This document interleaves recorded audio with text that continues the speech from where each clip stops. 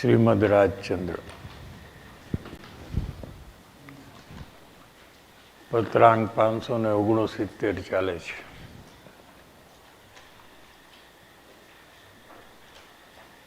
શરૂઆત ધર્મમાં કયા પ્રકારે કરવી જોઈએ જેથી અંતે આત્મજ્ઞાનની પ્રાપ્તિ થાય,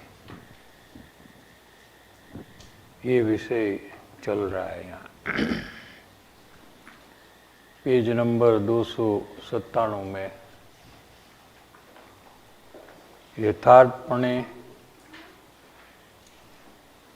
એની મુમુક્ષુતા પૂર્ણતાના લક્ષ્ય શરૂ થાય તો એને અહમપણું આવવાનો પ્રશ્ન છે જ નહીં અને એમાંથી એ નિર્ણય ઉપર આવી જશે. सर्वप्रथम जीव को ये निर्णय करना चाहिए कि मैं अनादिकाल से परिभ्रमण कर रहा हूँ, क्योंकि मैं शाश्वत हूँ, कायम रहने वाला हूँ. न मेरी उत्पत्ति है न मेरा कभी नाश होगा. इसलिए कोई ना कोई शरीर को कोई न कोई गति में मेरा जन्म हुए बिना रहेगा नहीं. जिनागम के अनुसार 84 लाख योनि है उत्पत्ति के स्थान, और प्रत्येक जीव पहला अपना भूतकाल सर्वप्रथम हम कहाँ थे, कि हम निगोद में थे. निगोद में एक श्वासोश्वास में, यानी कि एक बार श्वास अंदर लो और एक बार श्वास बाहर निकालो, उसमें 18 बार जन्म और मरण, इतना ही आयुष्य वहाँ है. क्या वहाँ अनंत काल, अनंत भूतकाल हमारा गया, और कोई पुण्य के उदय से कैसे वहाँ पुण्य किया ये भी पता नहीं है, क्योंकि वहाँ देवगुरु शास्त्र नहीं है, एक इंद्रिय है, कोई बोध नहीं है, कोई क्रिया नहीं है शुभ. अंदर में ऐसा कोई भाव शुभ हो गया और हम वहाँ से निकल गए. निकलने के टाइम पे हमको एक 2000 सागरोपम का एक टाइम फ्रेम मिला है कि भाई तुम इस टाइम के अंदर में या तो आत्मज्ञान प्राप्त कर लो और मोक्ष चला जाओ, पूर्ण सुख दशा में रहो, या वापस निगोद में आ जाओ और पूर्ण दुख में रहो. ऐसा प्रत्येक जीव को ये मौका मिलता है. हाँ वीजा मिलता है. हाँ 2000 सागरोपम के अंदर. आज हमें ये पता नहीं है कि 2000 सागरोपम में कुछ बाकी है या नहीं, शायद न भी हो. तो अभी हमें निर्णय करने का अवसर आया है कि हमारा भविष्य कैसा होना चाहिए. दुखमय हमें रहना है या पूर्ण सुख की प्राप्ति करनी है. कोई भी जीव कभी भी ये निर्णय कर सकता है. कभी भी का मतलब आज हुआ कि नहीं? हाँ ठीक है. अभी हुआ कि नहीं? यस. कि मुझे पूर्ण सुख चाहिए, थोड़ा भी दुख मुझे अभी भोगना नहीं है. मैंने बहुत दुख भोगा, चारों गति में जन्म मरण करते करते करते मैंने बहुत दुख भोगा है. नरक का दुख का तो वर्णन किया नहीं जा सकता है. उतना दुख एक समय का होता है। तो अभी अगर जीव निर्णय करे कि अभी मुझे पूर्ण सुख चाहिए क्या, तो अभी उसकी शुरुआत हो जाती है। पूर्णता का लक्ष्य से शुरुआत करना, पूर्ण सुखी होने का ध्येय बांधकर शुरुआत करना, ऐसी जब शुरुआत होती है तो संसार का जो अनादि का हमारा ध्येय है वो सबको है ऑलरेडी, उसको छोड़ना पड़ता है। उसको ऐसे ही बरकरार रखे हुए हम मोक्ष का लक्ष्य जो है ये बांध नहीं सकते। वर्तमान में ये लक्ष्य हम नहीं बांध रहे। उसका भी यही कारण है कि हमने संसार में भी कोई ध्येय बांधा है कि हम संसार में कुछ चाहते हैं। अंत में कोई मान चाहता है, कोई पैसा चाहता है, कोई स्थान चाहता है, कोई पावर चाहता है। ऐसा कोई गोल ध्येय जब जीव ने बांधा है तो एक ही गोल जीव बांध सकता है, या संसार का या मोक्ष का। संसार का जो ध्येय है, गोल है, वो अपने को अंदर में तपास कर कर हमारा गोल क्या है, शायद वो दूसरे का ना हो। हमें हमारे अंदर में ऊंडाण से विचार कर कर ये नक्की करना चाहिए कि हमारा गोल क्या है जीवन में, हम जीवन में क्या चाहते हैं। अंत में ये सब प्रवृत्ति करते हुए इसका फल हम क्या चाहते हैं, यही हमारा गोल है क्या। और वो गोल को आप छोड़े बिना पूर्ण सुखी होने का गोल आप नहीं बांध सकते, यानी आपको पूर्णता का लक्ष्य हो नहीं सकता। और जब तक ये पूर्णता का लक्ष्य नहीं होता है, फिर भी हम धार्मिक प्रवृत्ति में, सत्संग, पूजा, भक्ति, शास्त्र अध्ययन, ये सब में समय व्यतीत करते हैं। तो जो जो प्रवृत्ति हम करते हैं वो सर्व प्रवृत्ति में जब हम थोड़ा आगे बढ़ते हैं तो हमको अभिमान हुए बिना रहता नहीं है। क्या समझ में आ रहा है कि नहीं? हम दूसरे से अपने को अधिक जानने लगते हैं और हमारे भूतकाल से भी हम आगे है, ऐसे हम अपने को जानते हुए हमें संतुष्टपना उत्पन्न हुए बिना रहता नहीं है। और हमारे से जो नीचे है, पीछे है, उसके प्रति तिरस्कार आए बिना हमको रहता नहीं है। तो ये नया दोष चालू हो गया, जो अभिमान और गर्व आदि। तो कोई भी जीव को सर्वप्रथम मोक्ष प्राप्ति का एकमात्र लक्ष्य बांधने का प्रयास करना चाहिए क्या। और वो प्रयास करेगा तो बांध सकता है। ऐसा नहीं है कि उसके लिए कोई पूर्व शर्त है कि पहले ऐसा करना चाहिए, उपवास करना चाहिए या पूजा करनी चाहिए या 1 साल भक्ति करे तो ही तुम लक्ष्य बांध सकते, ऐसा नहीं है। जब जीव नक्की करे तो वर्तमान पर्याय में वो पूर्णता का लक्ष्य मान सकता है। और फिर वो जितनी धार्मिक प्रवृत्ति करता है उसके बाद, और उसमें जितनी प्रगति करता है, शास्त्र अभ्यास में उसका जितना श्रेयोपशम बढ़ता है और पापादि परिणाम उसके घटते हैं और पुण्य परिणाम भले बढ़े, लेकिन कोई भी परिस्थिति में उसको अभिमान और संतुष्टपना हो ही नहीं सकता है, क्योंकि उसका लक्ष्य मोक्ष का है और उसकी प्राप्ति हुई नहीं है। सम्यक दर्शन की भी प्राप्ति हुई नहीं है।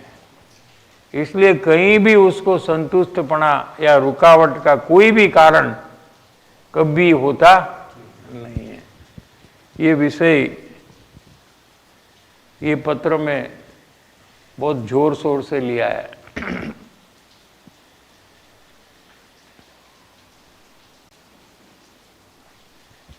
ये तो चल गया अपने को। अभी नेक्स्ट पैराग्राफ, स्वयं कृपालुदेव अपना अंतरंग परिणमन, अपनी ज्ञान दशा के बारे में खोल रहे हैं। 24 साल की उम्र में उनको आत्मज्ञान हुआ है। 10 साल का आयुष्य रहा है बाद में, और 10 साल के अंदर में इतना काम किया कि खाली एक ही भव बचा, मोक्ष में जाने के लिए बीच में खाली एक ही भव बचा। उतने कर्म की निर्जरा 10 साल में की है। संसार की प्रवृत्ति के बीच में रहते हुए, व्यापार आदि प्रवृत्ति में रहते हुए, कुटुंब परिवार, इतना बड़ा पुरुषार्थ, ये हमें इसका उदाहरण यहाँ मिलता है। क्या कहते कि जेटलू आत्मज्ञान थाय तेटली आत्म समाधि प्रगटे छे। जेटलू आत्मज्ञान थाय एटले के आत्मज्ञान में आत्मा विज्ञान गण जेटलो थाय एम लेवुं छे। जेटलो ज्ञान में तन्मय थाय एटली आत्म समाधि प्रगटे छे। आ मुख्य बोल छे। शू केवुं छे हवे थोड़ो सूक्ष्म विषय आएगा अभी। ज्ञान दशा का जो विषय है इससे हम ज़्यादा परिचित नहीं है, इसलिए थोड़ा एकाग्रता रखने से ये भी समझ में आ जाता है कि जब आत्मज्ञान होता है तो ज्ञानी फिर अपना उपयोग जो है वो वारंवार अपने आत्मा में ले जाते हैं, आत्मा को स्पर्श करते हैं। स्वशक्ति स्पर्शन 116 नंबर का श्लोक है समय सार में। क्या वारंवार उपयोग जो पर में है, पुण्य पाप के भाव में है, अस्थिरता रूप जब जुड़ता है तो वहां से निवृत्त कर कर उपयोग को अपने स्वरूप के तरफ ले जाते हैं। तो जो ज्ञान दशा प्रकट हुई है वो विज्ञान घन होने लगती है। क्या जाम जाती है। घन माने मालूम, गुरुदेव उदाहरण देते थे सियाड़ा घी देते थे ना पुराने टाइम पे, 100 साल 75 साल पहले। अभी तो ऐसा नहीं है कि इतना जम जाता था वो घी कि आप उंगली डालो तो इतना जम जाता था। ऐसे जो आत्मज्ञान हुआ वो ज्ञानी अपने स्वरूप में वारंवार उसके तरफ झुकाव कर कर, लीनता कर कर उसको एकदम घनिष्ठ और विशद अनुभव हो, ऐसा कार्य को यहाँ विज्ञान घन स्वभाव कहा है। जेटलू ज्ञान में तन्मय थाय, तन माने वो, मय माने ऐसा, ज्ञानमय, जैसा ज्ञान स्वभाव है वैसा तन्मय हो जाते हैं। એટલે आत्म समाधि प्रगटे छे। आत्म समाधि माने उतनी आत्म शांति होती है। जितना आत्मा में लीनता होती है उतनी आत्म शांति अंदर में ज्ञानी को होती है। क्या चारित्र प्रधान ज्ञान नो बोल छे आ। जेटलू आत्मज्ञान, ज्ञान में पाछू आत्मज्ञान ने कोई अधूरू आत्मज्ञान ने कोईने पूरू आत्मज्ञान एम नहीं।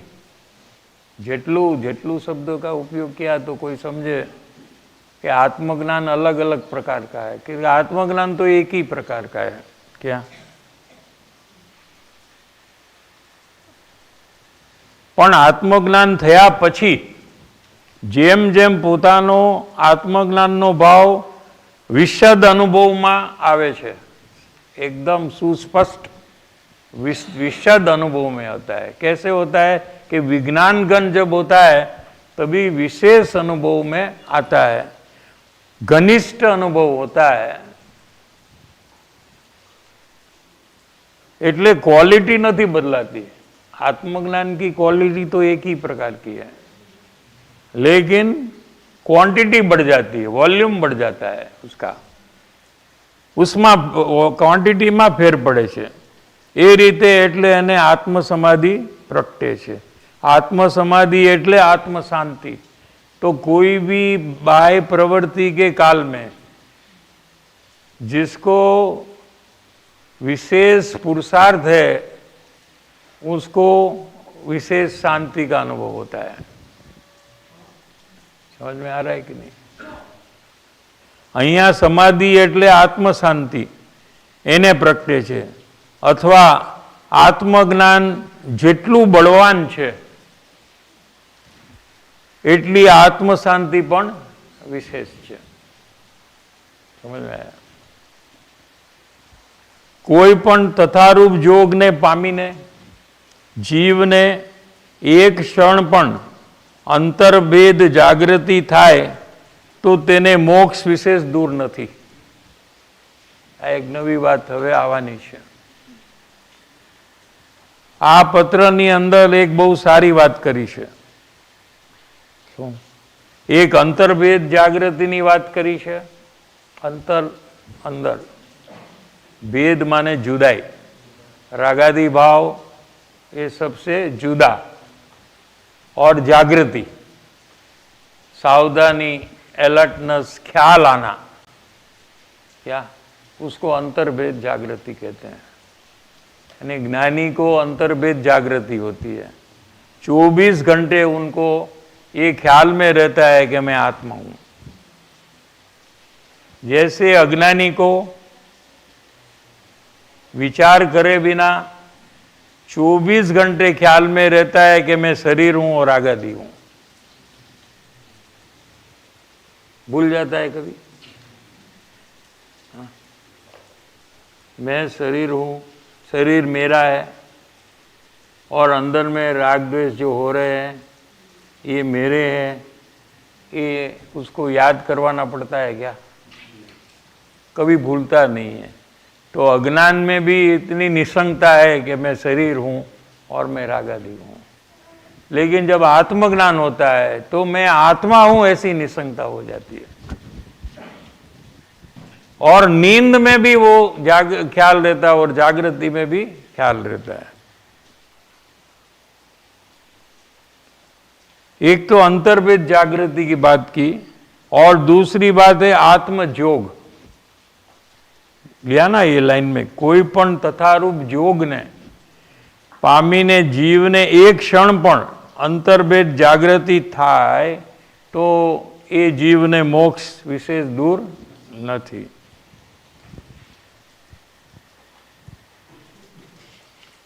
योग એટલે योग, योग शब्द का अर्थ क्या है? योग। योग એટલે योग्यता। योग्यता का मतलब दूसरा शब्द पात्रता। क्या? तथारूप पात्रता। जो कोई पण एवी सुपात्रता प्राप्त करीने जीव एक क्षण पण अंतर्भेद जागृति थाय तो तेने मोक्ष विशेष दूर नहीं। मोक्षनी नजीक आवी गयो एम कहे छे। आ वचन छे ए बहु मार्मिक वचन छे, एटले ઊંડાણથી समझवा जेवुं वचन छे। आ एमणे आ जग्याए श्रीमदजीए कह्युं छे। सामान्य रीते आपणे त्यां शास्त्र स्वाध्याय सारी रीते करनारा जीवोने एक वातनी पोताने खामी लागे छे कि आपणे तो ज्ञानी नथी, क्या खामी लगती है? शास्त्र तो हमने बहुत पढ़े कि हम दूसरे को भी समझा सकते हैं, लेकिन अंदर में ऐसा रहता है कि मैं ज्ञानी तो नहीं हूं क्या? આ બધું વાંચીએ છીએ, વિચારીએ છીએ, પણ આત્મજ્ઞાન નથી, ત્યાં શું થાય? આત્મજ્ઞાન તો નહીં है. આત્મજ્ઞાન નથી એટલે આપણું કાંઈ આત્મશ્રેય થતું નથી, આપને આત્મકલ્યાણ કાંઈ થતું નથી. વાંચ્યું, સાંભળ્યું, જાણ્યું, વિચાર્યું અને એમાં પણ થાક લાગે. कितना टाइम आप पढ़ सकते हैं शास्त्र को? कितना टाइम आप सत्संग को सुन सकते हैं? थाक लगे क्या? थाक लगे तो क्या करते कि प्रवृत्ति को बदलते हैं, फिर पूजा करने लग जाता है, फिर उसमें थाक लगता है, फिर भक्ति करने लग जाता है, फिर उसमें थाक लगता है, फिर वापस शास्त्र अभ्यास करता है क्या? प्रवृत्ति बदले, बीजो एमा एने उपाय पण नथी अने छतां पण आ सिवाय बीजू निमित्त नथी. तत्वज्ञान सिवाय बीजू कोई आत्मज्ञान माटे निमित्त नथी, पण तत्वज्ञान का विषय में थकावट हो रहा है जीव को, इसलिए वो शुभ प्रवृत्ति को बदलते रहता है क्या? लेकिन तत्वज्ञान सिवाय आत्मज्ञाननु बीजू कोई निमित्त नथी. માટે તત્વજ્ઞાનની પ્રવૃત્તિ પોતે ચાલુ રાખે છે, પણ એક વાતની પોતાને અંદરમાં ખામી દેખાય છે કે આપણને આત્મજ્ઞાન નથી થયું, એનું શું કરવું? जिसको करना है ना उसको ये सब होता है, जिसको आत्मज्ञान ही नहीं करना है उसके लिए ये बात नहीं चल रही है क्या? जो जीव ने नक्की किया है कि मुझे शास्त्र अभ्यास भी आत्मज्ञान करने के लिए करना है और कोई भी शुभ क्रिया के अंत में मुझे आत्मज्ञान ही प्राप्त करना है, ऐसे जीव की बात चल रही है. आत्मज्ञान નથી થયું એનું શું કરવું? કેમ કે આત્મજ્ઞાન વગર તો કોઈ મોક્ષ માર્ગમાં આગળ વધાતું નથી क्या? मोक्ष मार्ग चालू ही नहीं होता है.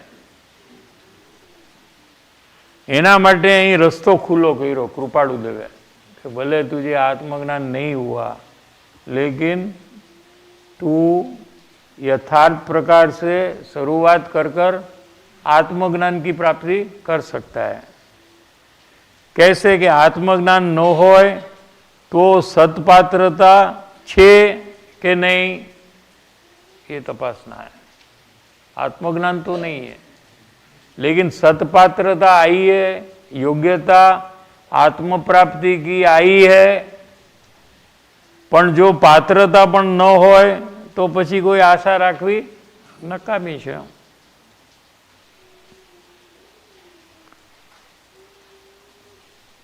थोड़ा 4 लाइन छोड़कर आगे लेते हैं. आत्मज्ञान माटे अभी आत्मज्ञान प्राप्ति के लिए कंडीशन है, शर्त है कि उसको भावभाषण होना चाहिए क्या? यानी आत्मा का पहले निर्णय होता है, अज्ञान दशा के अंत में आत्मा का निर्णय होता है. क्या करे? उसको भावभाषण कहने में आता है और फिर स्वानुभव होता है, उसके बाद भेद विज्ञान चालू होता है. ऐसा क्यों कोई प्रश्न कर सकता है क्या? कि भेद विज्ञान से आत्मज्ञान होता है, ये तो आप सब मानते हैं ना कि भेद विज्ञान सिद्धा सिद्धा किल केचनम, जितने सिद्ध हुए सब भेद विज्ञान से हुए हैं. तो भेद विज्ञान से आत्मज्ञान होता है और बाद में मोक्ष की प्राप्ति होती है. तो वेद ज्ञान का शब्दार्थ क्या? वेद ज्ञान, ये शब्द का अर्थ क्या? भेद माने जुदा करना, उसका भेद का अर्थ क्या? तो जुदा करना माने 2 चीज चाहिए कि नहीं? बराबर है. तो कौन सी 2 चीज? राग और ज्ञान. और राग का तो आपको अनुभव हो सकता है आकुलता का, ज्ञान का अनुभव कहाँ है कि आप वेद विज्ञान कर सकते हैं तो कल्पना से ज्ञान मानते हैं और अनुभव से राग मानते हैं, और दोनों के बीच में भेद विज्ञान करने का प्रयास करने से आत्मज्ञान नहीं होता है।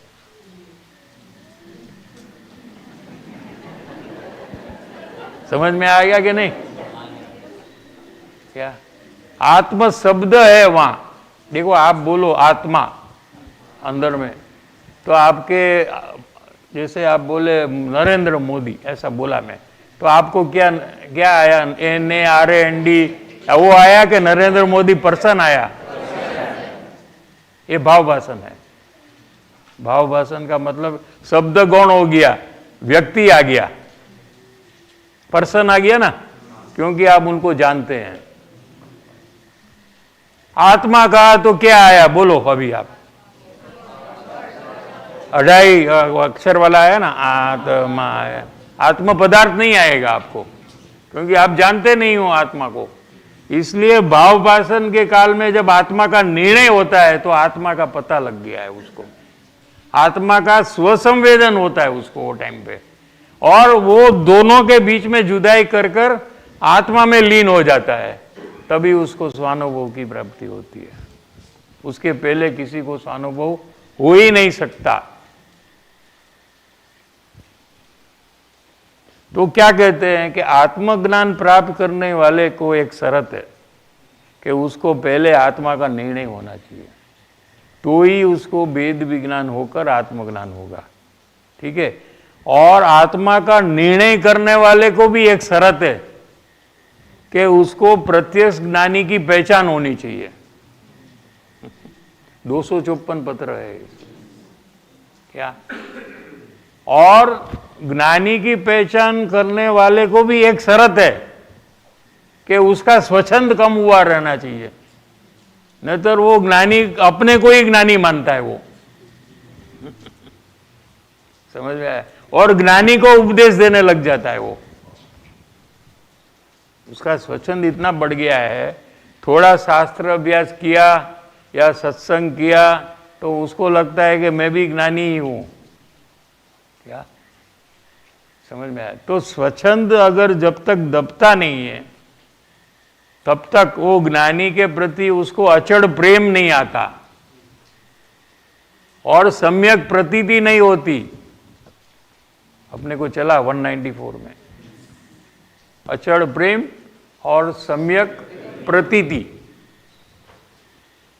क्या? और वहां क्या कहा था कृपाणु देव ने कि हमको भी ऐसे ही आत्मज्ञान हुआ था। वो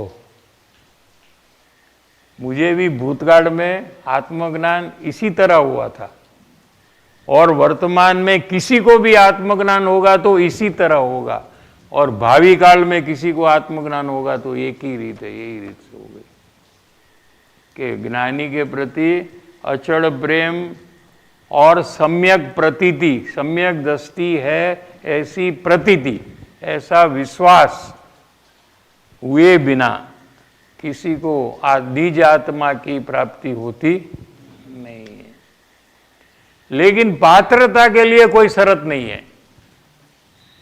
क्या कहा कि इसके पहले कोई ऐसा करे तो पात्रता हो, ऐसी कोई शर्त नहीं है। जब जीव सुखी होने के लिए निर्णय करता है कि मुझे कायम के लिए सुख चाहिए, अभी मुझे अल्प भी दुख नहीं भोगना है, ऐसा एकमात्र निर्णय करे सुखी होने का, तो उसको पात्रता प्रकट हो जाती है तुरंत। क्या? आत्मज्ञान માટે શરત છે કે એને ભાવભાષણ થવું જોઈએ એની પહેલા, અને નિર્ણય માટે શરત છે કે એને સત્પાत्रता होवी જોઈએ। भावभाषण किसको होता है कि जो पात्र जीव है उसको। अपने को आता है ना, पात्र बिना वस्तु न रहे, पात्रे आत्म ज्ञान, पात्र थवा सेवो सदा, आया ना अपने को, पर्यूषण में आता है।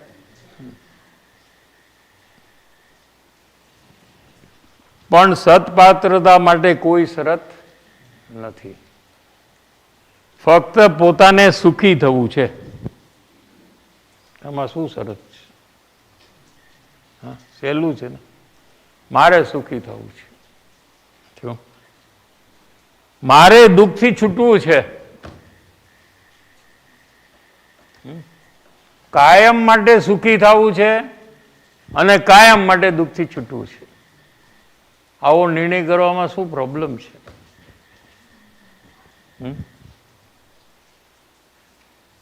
અશાંતિ મારે જોતી નથી, મારે આત્મિક શાંતિ જોઈએ છે. શાંતિ તો આત્મામાંથી જ પ્રગટ થાય છે, કેમ કે આત્મા શાંતિનો સાગર છે, જ્ઞાનનો સાગર છે, સુખનો સાગર છે, શાંતિનો પણ સાગર છે. આના માટે એની પોતાની ચાહનાની તૈયારી કરવી. ગમે ત્યારે થાય એટલે એ જ વખતે એને પાત્રતા શરૂ થઈ જાય. જે क्षणे ऐसा निर्णय जीव करता है कि मुझे कायम के लिए सुखी होना है, थोड़ा भी दुख मुझे नहीं भोगना है, क्या वो क्षण में उसको पात्रता चालू हो जाती है. એના માટે કોઈ શુભ પ્રક્રિયા નહીં, કોઈ દાન નહીં, કોઈ દયા નહીં, કોઈ બીજું નહીં, કોઈ ત્રીજું નહીં, કોઈ ક્રિયા નહીં, કોઈ સાધનની કંઈ જરૂર. ફક્ત પોતાને શાંતિની યાચના થવી જોઈએ, શું? શાંતિની રુચિ થવી જોઈએ, સુખની રુચિ થવી જોઈએ.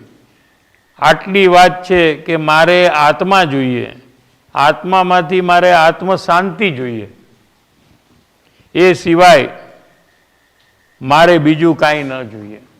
અહીંયા પ્રોબ્લેમ આ જગ્યાએ છે, એ સિવાયમાં જ છે પ્રોબ્લેમ. કોઈ સિવાયનું પણ આપી દે અને આત્મશાંતિ પણ આપી દે તો લેવા તૈયાર છે.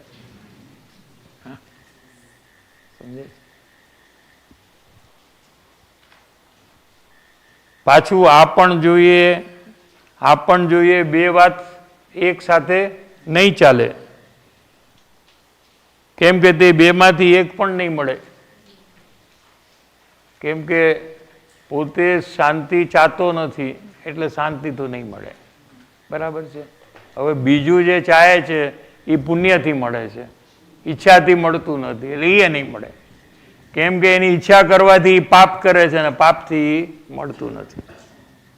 શું કીધું? हमको जो भी मिलता है संसार में वो पुण्य के फलस्वरूप मिलता है, और उसकी इच्छा हम प्राप्त करने की करते हैं, वो नया पाप करते हैं. नया पाप और पुराना पुण्य दोनों मिक्स हो जाते हैं. तो जब लाख रुपया मिलने का रहता है तो 1000 ही मिलता है, और हमको लगता है कि इच्छा किया इसलिए हमको 1000 तो मिला, लेकिन नहीं किया होता तो तुमको लाख मिलने वाला था. वो तो केवड़ी भगवान को पता है, हमको कहाँ पता है ये सब. समझ में आ रहा है कि नहीं? બીજું તો અમસ્તું એ મળતું નથી, માગવાથી તો કાંઈ મળતું નથી. એટલે તથારૂપ એટલે यथा योग्य. यथा माने जैसा योग्य है वैसा, उसको यथा कहते हैं. महाभारत में है ना वो यथा सब. वो तो संस्कृत है ना, तो वही वर्ड आएगा ना, ये भी संस्कृत से आया है. जो कोई पण तथारूप योग ने पामीने એટલે यथार्थ पात्रता ने प्राप्त करीने अंदर में इस प्रकार की पूर्ण सुखी होने की एकमात्र भावना जब होती है तो अंतर में पात्रता प्रकट हो जाती है. क्या प्राप्त करीने 12 પછી તેના નિમિત્તે નિમિત્ત છે એ જ્ઞાની પુરુષ છે. क्या अंदर में सुखी होना है ऐसी भावना, और 12 में जो सुखी हुए हैं ऐसे ज्ञानी पुरुष, ये दोनों का सुमेल होना चाहिए. क्या अगर हमको सुखी होने की भावना है और बाहर में निमित्त में देशनालब्धि नहीं है, ज्ञानी नहीं है, तो भी हमें सुख की प्राप्ति होती नहीं है। और बाहर में ज्ञानी है लेकिन अंतर में हमको सुखी होने की भावना ही नहीं है, हमको संसार की भावना है, तो भी आत्मज्ञान की प्राप्ति होती नहीं है। तो ये दो ग्रुप में से हम सब लोग कोई एक ग्रुप में है क्या? क्या या तो हमको अंदर में सुख की कोई जरूरत ही नहीं है, तो हमको कोई फायदा होता नहीं है। सत्संग हो कि स्वाध्याय हो, उसका कोई फल आता नहीं है। સત્પુરુષ છે એ બહારની અંદર એને તથારૂપ જોગ કહેવામાં આવે છે। क्या? तो उसका दो भाग हुआ, एक अंतर का पात्रता योग्यता होना और बाहर में उचित निमित्त होना, अनुकूल निमित्त होना। क्या? कि जे एनी सत्पात्रताने अनुरूप योग है। क्या? निमित्त अनुकूल है, नैमितिक अनुरूप है। क्या? सत्पात्रता ने अनुरूप योग है। योगना बे अर्थ थाय छे, एक बाह्य संयोग अने एक पोतानी अंदर पात्रता, दोनों योग शब्द से कहा है। 12 सत्पुरुषनो योग थाय तो पण पात्रता होय तो आत्मज्ञान थाय, नहींतर पात्रता न होय तो ये योग अयोग बधुं सरखुं छे, एमां कांई फेर पड़वानो नथी। एटले जो कोई पण तथारूप योग ने पामीने एक क्षण पण अंतर्भेद जागृति थाय एटले अंतर भेदाय। जीव ने जे मिथ्यात्व ने अज्ञाननी परिणति है, ये परिणति अंदर मांथी तूटी जवी जोईए। परिणति है, परिणति माने हाँ, में आप जो भी करते हैं ना उसकी परिणति हो जाती है। वारंवार जो भी करते हैं ना, जैसे राग हुआ तो राग मेरा, शरीर को देखा शरीर मेरा, ऐसे करते करते करते फिर ऑटोमेटिक हो जाता है वो, फिर विचार कर कर नहीं करना पड़ता है, लेकिन हुए बिना रहता नहीं है। इसको परिणति कहते हैं। परिणति समझ में आया कि नहीं? याद करना, विचार करना, पढ़ना, पढ़कर नक्की करना, ये कुछ भी नहीं करना पड़ता है। जैसे देखा आ मारू छ, हाँ, कोई विचार नहीं करता है ये मेरे शरीर में से निकलता है हाथ इसलिए मेरा है, हाँ उसका हाथ दूर है इसलिए वो, ऐसा कुछ विचार विकल्प कुछ भी नहीं, सीधा वो देखता है ये मेरा हाथ है, और अंदर में क्रोधादि भाव हुए ये मेरे, ऐसा सीधा जानता है। ये अज्ञान परिणति है। क्या है? ये भी सहज हो गई है। कैसे हुई? कि वैसे करते करते करते वो सहज हो जाती परिणति। समझ में? संस्कार तो शू छे के पूर्वभवना संस्कार ने पण संस्कार कहवाय, पूर्व पर्याय में संस्कार है उसको भी संस्कार कहते हैं। क्या? परिणति माने परिणमन हो रहा है। संस्कार तो सुसुप्त है, फिर उदय में आते हैं तो परिणति रूप होते हैं। तो उसका दो अर्थ हो सकता है। क्या? जो वर्तमान में उदय है वो संस्कार परिणमित होते हैं, बाकी के संस्कार तो वैसे के वैसे रहते हैं। क्या? लेकिन परिणति का मतलब क्या है कि जब जब वो कार्य होता है तो विचार विकल्प करे बिना सहज शरीर में हूं, ऐसा जो परिणाम होता है इसको अज्ञान परिणति कहने में आता है। वर्तमान की सूचक है। हाँ, वर्तमान है वो, क्योंकि परिणति है ना, पर्याय है, इसलिए वर्तमान अवस्था है। तो ये परिणति अनादिकाल से सर्व जीव में है, हर एक भव में ये चालू रहती है। वो प्रश्न है कहीं ना, जो शरीर मिलता है, जो गति में, तो अज्ञान परिणति के कारण से आ मारू छे एम करे छे। अगले वो में दूसरा गति में गया तो वहां भी ये मेरा ऐसा करता है, इसलिए वो अज्ञान परिणति बहुत निबिड़ हो गई है, क्या बहुत जोरदार हो गई है। क्या अनादिकाल से ये परिणति चालू है, लेकिन आत्मा उससे बहुत बलवान है कि एक क्षण में उसका नाश कर सकता है। क्या सब भले वो कितनी भी बलवान हो, क्या, लेकिन आत्मा उससे अनंत शक्ति वाला है। क्या, और एक क्षण में वेद विज्ञान करता है और आत्मज्ञान हो जाता है।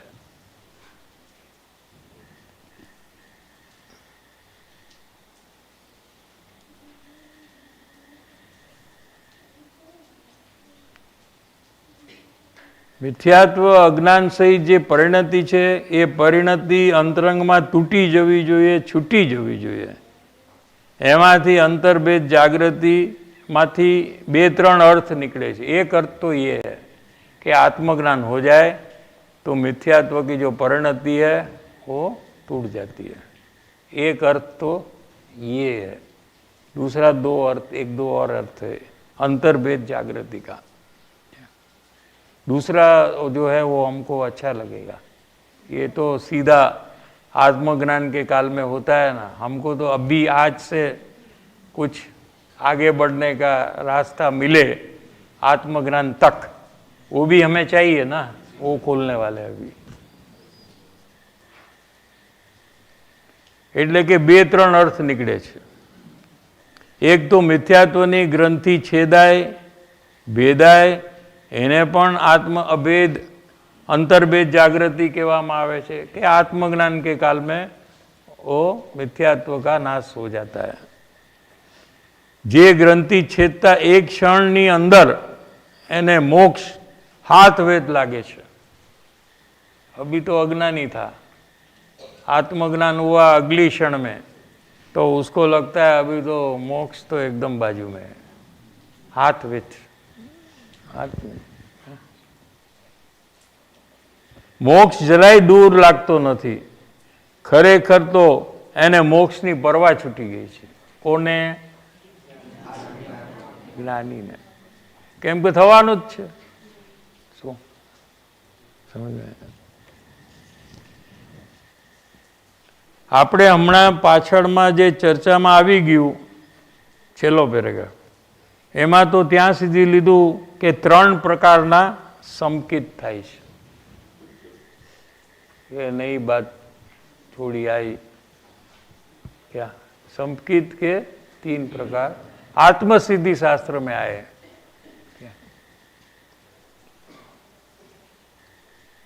तेने वधुमा वधु 15 भवे मोक्ष थाय।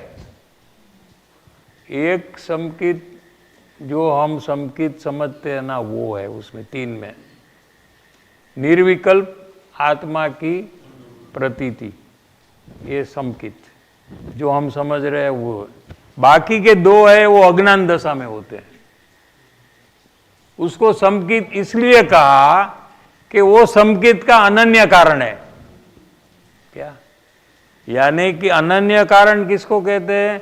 कि जो कारण प्रकट हुआ तो कार्य प्रकट हुए बिना रहेगा नहीं, उसको अनन्य कारण कहते हैं। ऐसा दो संकित, पहला और दूसरा, वो अज्ञान दशा में होता है। इसलिए अभेद जागृति की जो बात आई ना, उसमें ये दूसरा पॉइंट लिया है कि ये भी जीव को प्रयत्न पूर्वक अज्ञान दशा में प्रकट करना चाहिए, तो उसको अवश्य आत्मज्ञान की प्राप्ति होगी।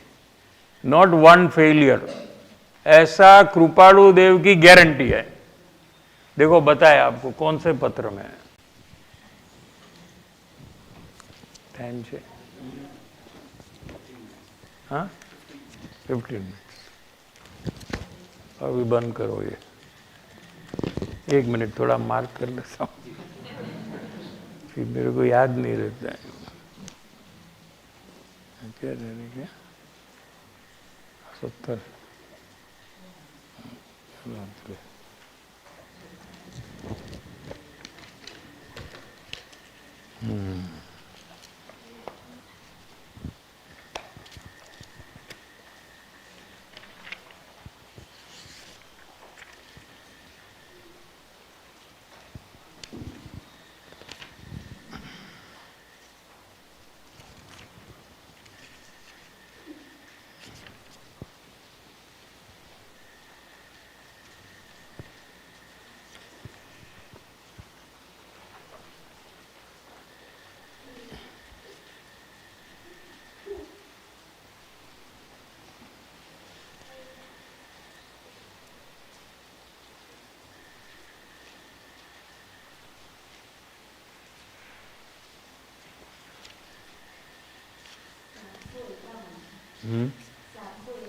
751 759 ને 771 3 જગ્યાએ એકમાં એવી રીતે લઉં કે 3 આવી જાય એટલે જોવું છે, તમારો ટાઈમ બચાવવા માટે જ.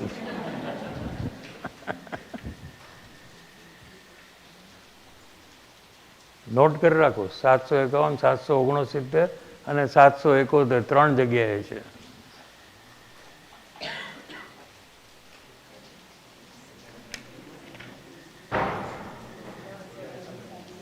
771 લેते हैं. ગયા કાગળમાં અહીંયા છે તમારે पेज नंबर 598 श्रीमद राजचंद्र में.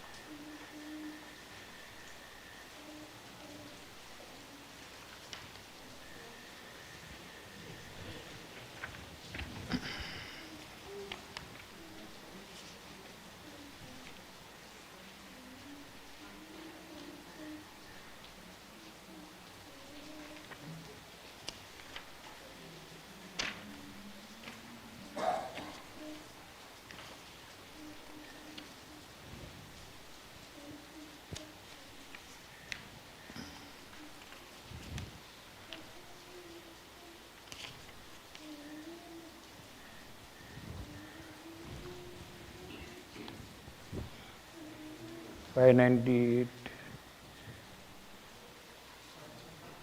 598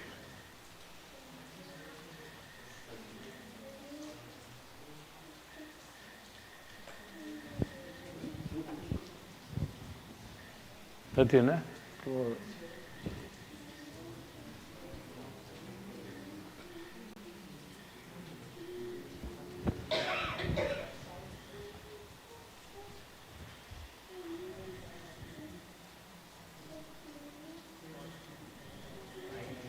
$771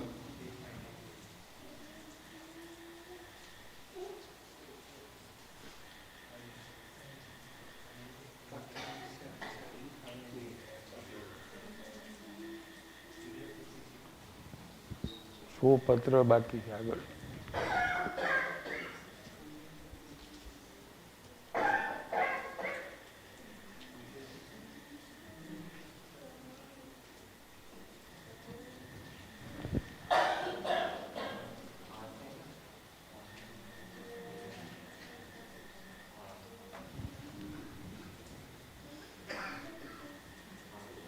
આગળ भी आएगा 162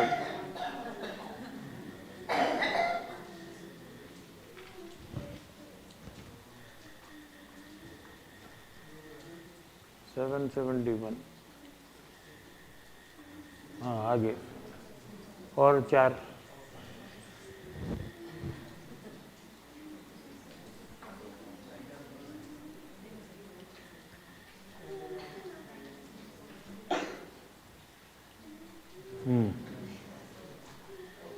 હા કરે છે. ગયા કાગળમાં અત્રેથી એટલે અહીંથી 3 પ્રકારના સંકેત જણાવ્યા હતા. તે ત્રણેય સંકેતમાંથી ગમે તે સંકેત પામવાથી,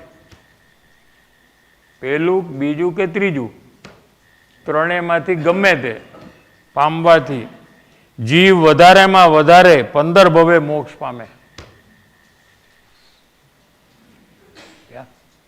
ज्यादा से ज्यादा कितना भाव?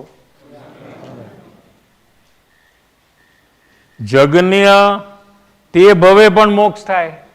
આ વધારેમાં વધારે પણ જલ્દી તો કે એ જ ભાવમાં મોક્ષ થઈ શકે. કેવું લીધું ને? 3 પ્રકારમાં એમાં પહેલું સંકેતમાં એ જ ભવે મોક્ષ થઈ જાય. કેવી રીતે હશે આ બધું? પહેલું સંકેત થાય, બીજું થાય, આત્મજ્ઞાન થાય, મુનિ દશા આવે અને એ જ ભવે મોક્ષ જાય. એવા પણ જીવો છે એક જ ભવમાં બધા કામ કરીને મોક્ષ જાય. જગન્ય એટલે ઓછામાં ઓછું તે ભવે પણ મોક્ષ થાય. અને જો તે સંકિત વમે, વમે એટલે છૂટી જાય, પડી જાય. વમે ઉલટી કરે ને, વમે એને ઉલટી વમે, છૂટી ગયું એટલે શું કે પહેલું સંકિત છૂટી ગયું, બીજું છૂટી ગયું કે ત્રીજું છૂટી ગયું. શું તો વધારેમાં વધારે અર્ધપૂતગલ પરાવર્તન કાળ સુધી સંસાર પરિભ્રમણ કરીને પણ મોક્ષને પામે. બોલો, એનો પણ મોક્ષ થાય. પડી ગયું એનો પણ મોક્ષ થાય. પાછો ટ્રેકમાં આવી જ જાય. શું સંકિત પામ્યા પછી વધારેમાં વધારે અર્ધપૂતગલ પરાવર્તન સંસાર હોય છે. એનાથી વધારે સંસાર હોતો, સંસાર લિમિટેડ થઈ જાય છે.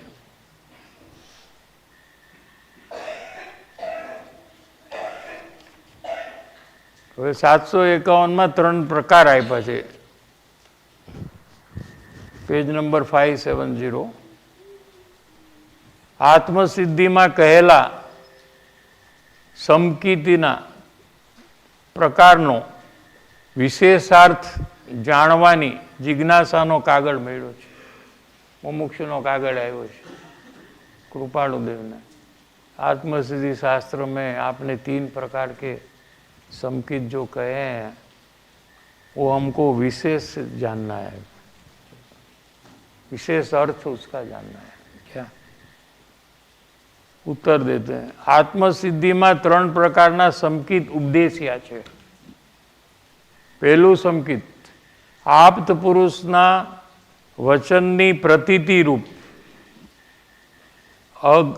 આજ્ઞાની અપૂર્વ રુચિ રૂપ, સ્વચ્છંદ નિરોધપણે આપ્ત પુરુષની ભક્તિ રૂપ, એ પ્રથમ સંકિત કીધું છે. ठीक है, पहला संकित अज्ञान दशा में ये चेंज आता है. आप्त पुरुष माने मोक्ष मार्ग के लिए जिनके ऊपर विश्वास कर सकते हैं उनको आप्त पुरुष कहने में आता है. कृपालुदेव ने स्वयं 777 में अर्थ किया है आप्त पुरुष का, 777 पत्रांक में. जिसके लिए मोक्ष मार्ग के लिए विश्वास कर सकते हो कि इनके बताए हुए रास्ते से चलने पर मुझे मोक्ष की प्राप्ति होती है, ऐसे जीव को आप्त पुरुष कहा. आप्त पुरुषना वचननी प्रतीति रूप, एमना बोध वचन जे छे एनो विश्वास, प्रतीति, खातरी. શું આજ્ઞાની અપૂર્વ રુચિ, એ જે પણ કીએ એ આજ્ઞા. આજ્ઞા નો કે હું તમને આજ્ઞા આપું છું એમ નો કહે. કૃપાળુદેવ એમ નો કે મારી આજ્ઞા છે એમ નો કે. એ જે બોલે એ આજ્ઞા જ કહેવાય. એટલું તો સમજાણું. પછી હજી એક શબ્દ વાપર્યો છે, અપૂર્વ રુચિ. એનો અર્થ શું? એ આજ્ઞા ઉપાડવાની એવી રુચિ હોય કે જે પેલા કદી એને થઈ નથી. કોઈ પણ કાર્યમાં એવી એને રુચિ નથી થઈ આજ્ઞા ઉપાડવાની.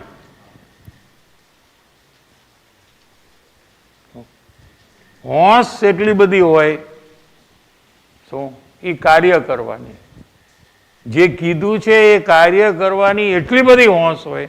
કેમ હોંશ થઈ આટલી બધી?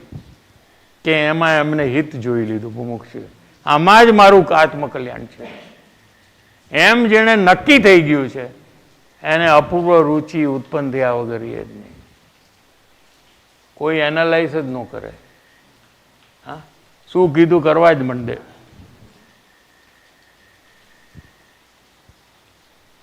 સ્વચ્છંદ નિરોધપણે આપ્ત પુરુષની ભક્તિ, સ્વચ્છંદ ઘટી ગયો હોય એનો નિરોધ થઈ ગયો, એ રોકાઈ ગયું છે અજ્ઞાની, એને પોતે રોકી લીધું છે. એટલે બીજા કરે ભક્તિ એમ મારે કરવી જોઈએ, બીજાથી થોડુંક વધારે કરવું જોઈએ, એ બધી નજર એની ન હોય. એને અંદર હૃદયમાંથી ભક્તિ ઉછળે કે બધા કરે છે તો મારે કરવું જોઈએ. હા, બધા જ્યાં કરે ને એનાથી જરાક હું વધારે કરીને વધારે ભક્તિ બતાવું, એવી કૃત્રિમ ભક્તિ નહીં. કૃપાળુદેવે લઘુરાજ સ્વામી માટે આ કીધું હતું, તમારી ભક્તિ કૃત્રિમ છે, તમે બીજાને જોઈને વધારે પડતી ભક્તિ દેખાડો છો. અને લઘુરાજ સ્વામી પાત્રજીવ હતા, એને કીધું આ તમારી વાત સાચી છે, બોલો. અમને અંદરમાંથી જેટલી ભક્તિ થાય છે એથી વધારે અમે એનું પ્રદર્શન કરીએ છીએ, એમ નહીં કે છે. સૌભાગભાઈનું એવું જ હતું, જેવું અંદરમાં હતું એવું બહાર. એટલે એમની ભક્તિ કરેક્ટ હતી, એટલે એ જ ભાવમાં એમને આત્મજ્ઞાન પણ થઈ ગયું. સ્વચ્છંદ નિરોધપણે, સ્વચ્છંદને રોકીને, અમુક ઘટી ગયો, અમુક છૂટી ગયો, અને બાકી જે રહ્યો એને રોયકો. લો, પોતાના દોષનો પક્ષપાત જ્યારે છોડ્યો તો અમુક સ્વચ્છંદ તો તૂટી ગયો, છૂટી ગયો, ને બોધ બીજ યોગ્ય ભૂમિકા થઈ. પછી જે થોડો બાકી રહ્યો છે એનો પોતે નિરોધ કરે છે, રોકે છે કે બાપા તારું કામ નહીં, આ તો ભગવાન છે, તું તો કાંઈ નથી, આ શું કરસ તું? હા, એમ વિચારપૂર્વક સમજણપૂર્વક એને રોકી લે છે. આપ્ત પુરુષની ભક્તિ એ પ્રથમ સંકિત કીધું છે, આ પહેલું સંકિત છે. શું 15 ભવની અંદરમાં આ સંકિતિનો પણ મોક્ષ થાય. એટલે એને બીજું ત્રીજું આવે જ, મુનિદશા પણ આવે અને મોક્ષ થાય. એવું નથી કે અહીંથી સીધો મોક્ષમાં ગયો જાય. બીજું, પરમાર્થની સ્પષ્ટ અનુભવાંશે પ્રતીતિ, તે સંકિતનો બીજો પ્રકાર છે. जो भाव बसन का चल रहा था ना, आत्मा का निर्णय, वो ये दूसरा है. क्या? वो अज्ञान दशा के अंत में होता है, उसके बाद आत्मज्ञान होता है. परमार्थनी स्पष्ट अनुभवान से, आत्म पदार्थ का स्पष्ट अनुभव, अनुभव अंश से પ્રતિતિ, શ્રદ્ધા, વિશ્વાસ, તે સંકિતનો બીજો પ્રકાર કહેવાય છે. ये दूसरा प्रकार है. अभी तीसरा जो हम सब समझते वो निर्विकल्प परमार्थ अनुभव, તે સમકિતિનો ત્રીજો પ્રકાર છે. वेद विज्ञान पूर्वक जब आत्मा में लीनता होती है तो निर्विकल्प अनुभूति होती है. निर्विकल्प माने राग द्वेष का अभाव है, वहां सद्भाव नहीं है। क्या अभी क्या कहते देखो, पहलू समकित बीजा समकित નું કારણ છે। क्या समझ में आ रहा है ना? कारण के बिना कार्य होता नहीं है। आ कारण છે જેનાથી બીજું સમકિત એને પ્રગટ થાય। બીજું સમકિત ત્રીજા સમકિતનું કારણ છે। પહેલાથી બીજું થયું, બીજાથી પછી ત્રીજું થયું। ત્રણેય સમકિત વિતરાગ પુરુષે માન્ય કર્યા છે। કોઈ કહે કે આ તો કૃપાળુ દેવે માન્ય કર્યા છે ત્રણ। हाँ, यहाँ कहते वितराग पुरुष ने मान्य किया है। गुरुदेव श्री में भी ये बात है, दूसरा समकीति के। आपको बोल नंबर सब चाहिए तो हम देंगे रेफरेंस। 210 नंबर परमागम सार, 314 नंबर परमागम सार। क्या ये सब में भाव वासन या शुद्ध नहीं नो पक्ष समय सार में भी लिया है। बहुत शुद्ध नहीं नो, आज सुधी शुद्ध नहीं नो पक्ष आयो नहीं, है ना समय सार में।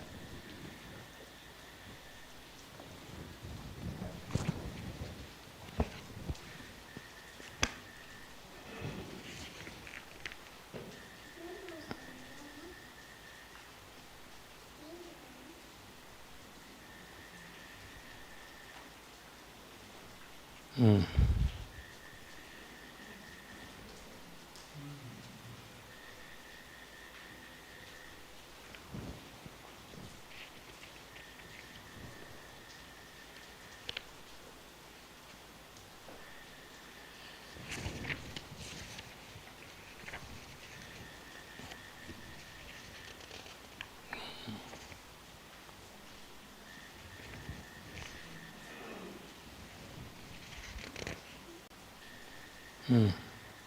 24 नंबर के पेज में है, समय सार में।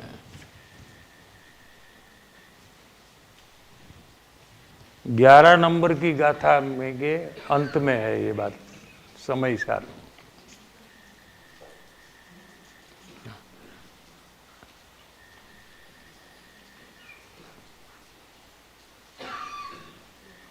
માટે અહીં એમ સમજવું કે જીનવાણી શાદવાદ रूप છે।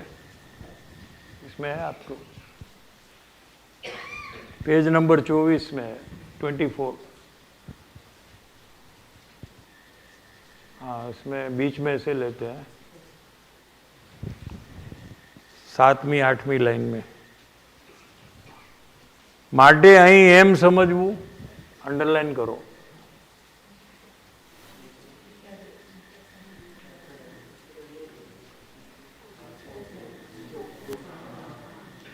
हाँ, एक्सपर्ट છે આપણે પ્રતિક। જીનવાણી સ્વાદવાદ રૂપ છે, પ્રયોજનવશ નહીંને મુખ્ય ગૌણ કરીને કહે છે। પ્રાણીઓને ભેદરૂપ વ્યવહારનો પક્ષ તો અનાદિકાળથી છે।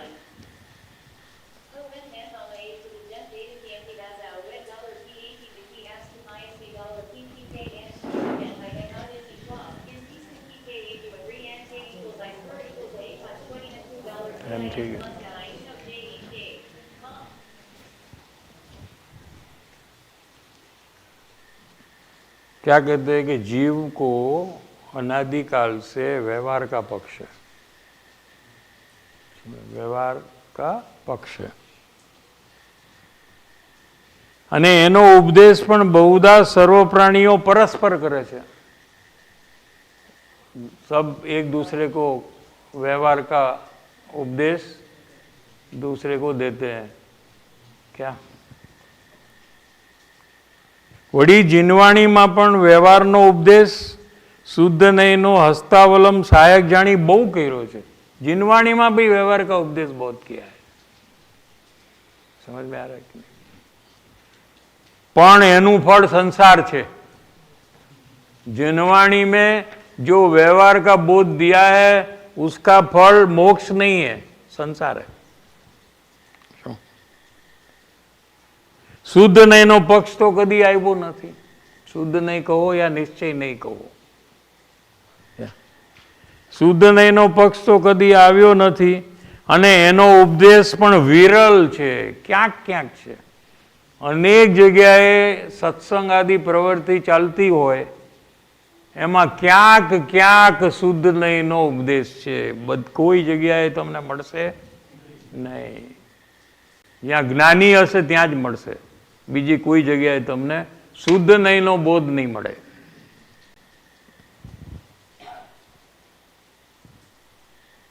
वो इतने साल पहले लिखा है पंडित जी ने, उनको पता है ना।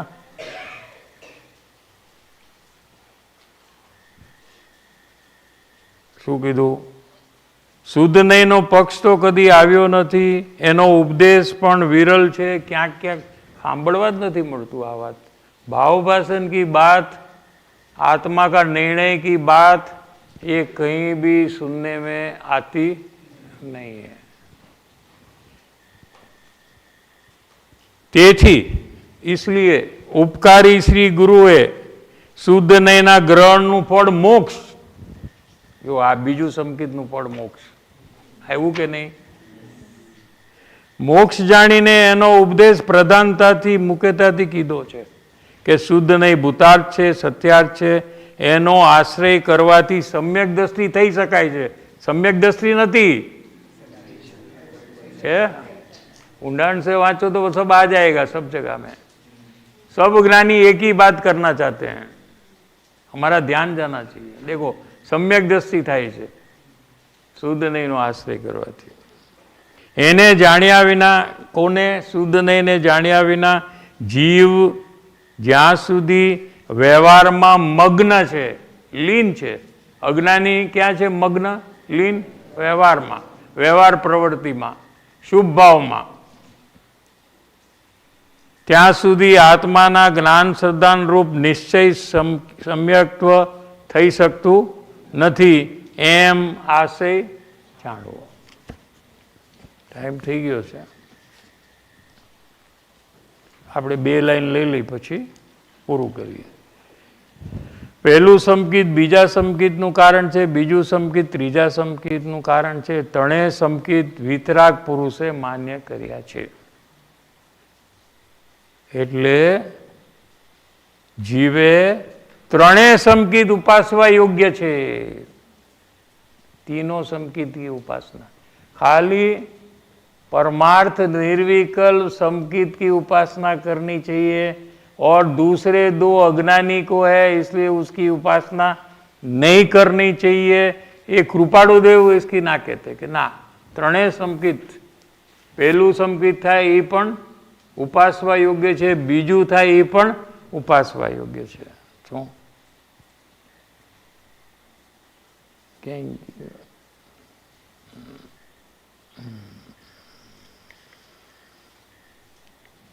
સત્કાર કરવા યોગ્ય છે ત્રણે। કોઈ કહે કે અમે તો ત્રીજું જ સત્કાર કરશું, પહેલા દૂસરા હમ નહીં કરેંગે, તો તું કૃપાળુ દેવની આજ્ઞાથી વિરુદ્ધ ચાલસ। શું? અને હવે આવે છે ત્રણે ભક્તિ કરવા યોગ્ય છે। कोई जीव को ज्ञानी के प्रति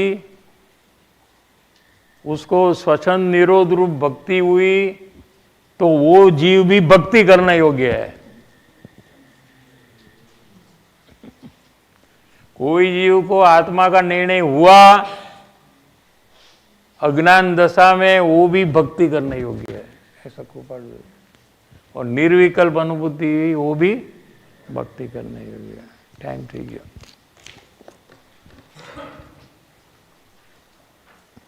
हाँ, 5 मिनट प्रश्न चर्चा यही विषय पे।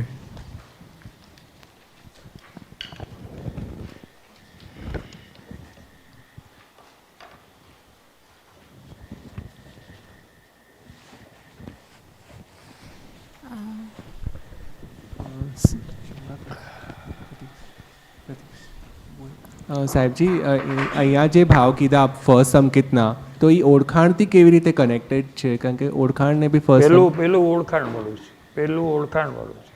ઓળખાણ થયા પછી જ આવા ઓળખાણ થતાં આવા ભાવ ઉત્પન્ન થઈ જાય છે.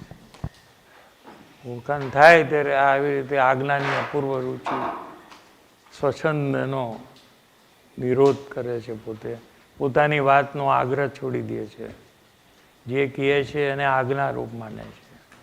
એ બધા પ્રકાર ઓળખાણ થતાં થાય છે.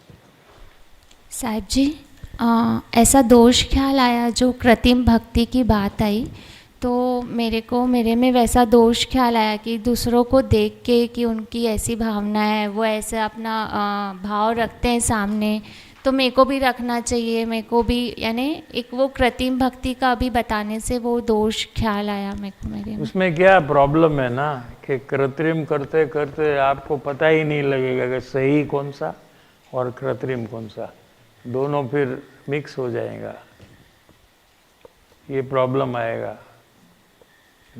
और फिर ये कृत्रिमता में सहीपना प्रकट ही नहीं होगा. इसलिए बहुत जागृति रखना चाहिए.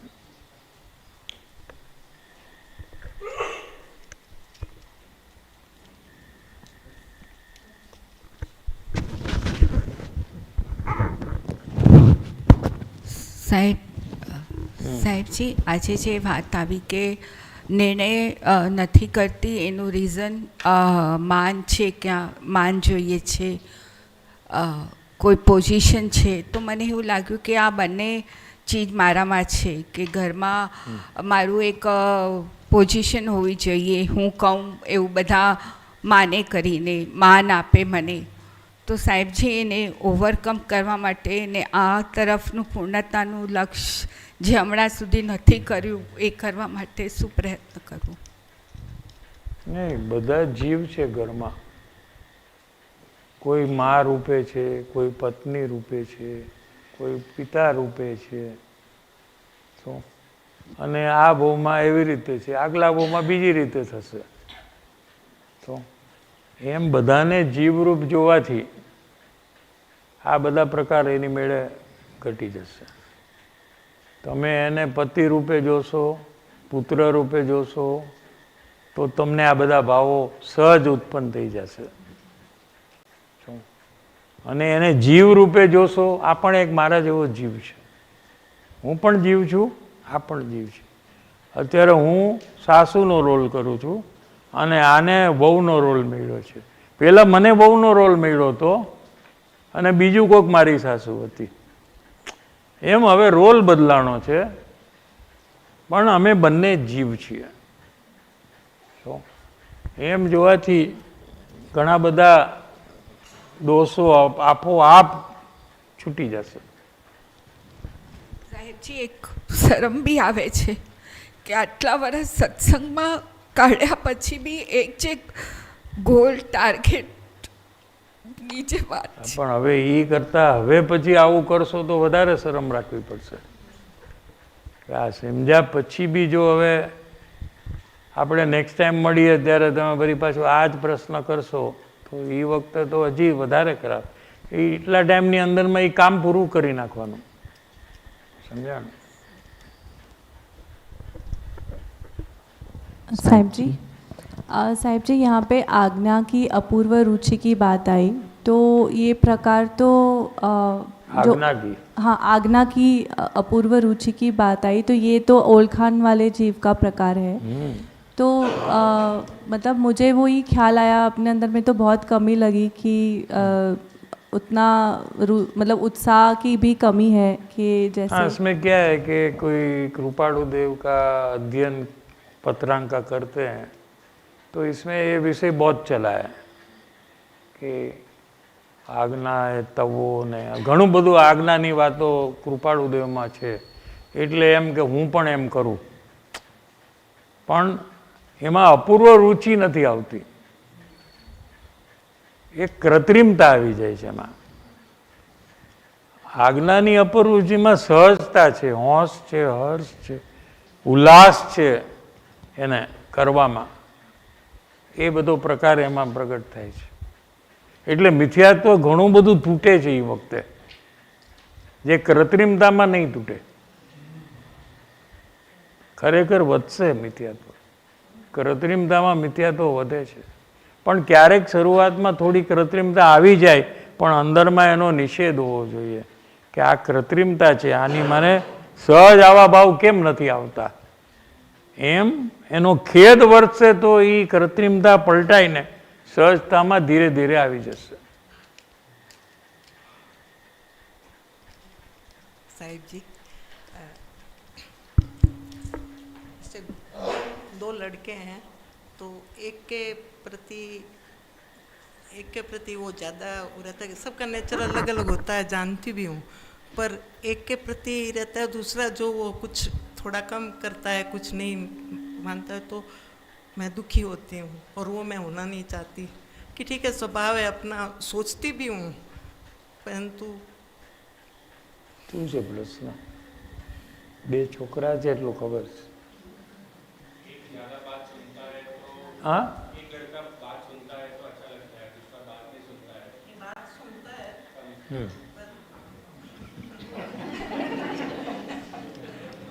बात तो सुनता है. जैसे अब मैं शर्म क्या, जैसे अब यहाँ बारिश बहुत है तो उसको उसका मन में सोचती हूँ. आज बोली भी कि उसका फर्ज है तो क्या होता, गाड़ी भेज देता 10 दिन. तो मन में आप हिंदी में समझाओ मुझे. क्या શું કીધું? કાંઈ કોઈને સમજાય? બાર में बारिश.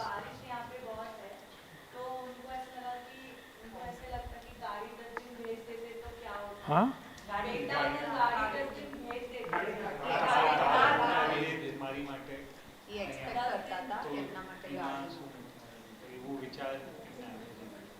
कार कार कार यहाँ पे भिजा देते थे उनके ओ साथ, बेटा. हाँ तो अच्छा रहता था. अच्छा रहता. भिजा सकते थे, नहीं भिजाए. अच्छा ऐसा होता है. लेकिन यहाँ बारिश नहीं आता तो क्या होता आपको? तो फिर कार का तो याद नहीं आता ना. यहाँ बारिश ही नहीं आता तो फिर कार का जरूरत है.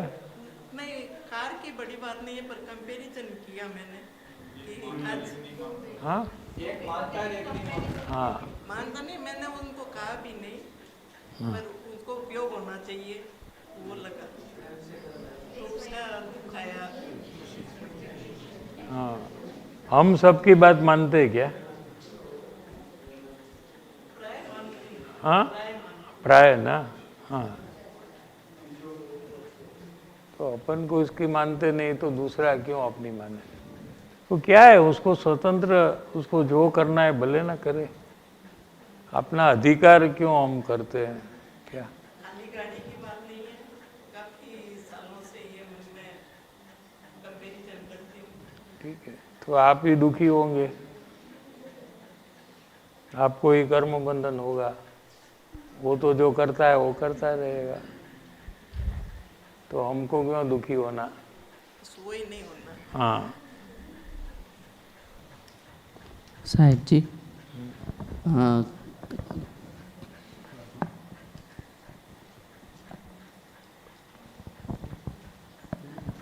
कि जो भक्ति का साहिब जी आप बताए कृत्रिमता आर्टिफिशियलिटी से नहीं करना चाहिए, तो उसका जैसे वो नहीं करूं उसके लिए क्या प्रयास करना चाहिए साहिब जी? मैं भी करता हूं ऐसा. मतलब आपको फायदा होता है तो आपको भक्ति भाव आता है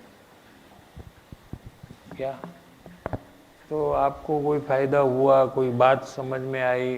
देखो जिनवाणी की भक्ति क्यों होती है हमको, कि जिनवाणी की बात से हमारा जीवन बदलता है, हमारे कषाय वो घटते हैं, हमारा अज्ञान मिथ्यात्व मंद होता है और हम मार्ग में प्रवेश करते हैं. तो ये सब के कारण से हमको जिनवाणी का बहुमान आता है. बहुमान वो भक्ति है. भक्ति माने बहुमान. फिर उसका प्रदर्शन अलग है, वो एक बात दूसरी है, लेकिन मूल बात अंदर में बहुमान है, वो भक्ति है. बाहर में उसका प्रेजेंटेशन कोई भी तरह से हो, लेकिन अंदर में नहीं है तो कोई काम का नहीं है. बाहर से हम जिनवाणी को सिर पे लेकर घूमे, लेकिन अंदर में हमको बहुमान नहीं है। बहुमान क्यों नहीं है? कि हमको समझकर जो लाभ होना चाहिए वही नहीं हुआ है, हमने समझा ही नहीं है। लेकिन सब सिर पे उठा कर जाते हैं तो हम भी सिर पे उठा पे जाते हैं क्या? तो ये कृत्रिमता हुई, सहज नहीं हुआ। और जो पढ़ता है समझता है उसको फायदा होता है, उसका जीवन बदलता है, तो उसको अंदर से एकदम बहुमान का भाव आता है। तो सहज बहुमान है, सहज भक्ति है।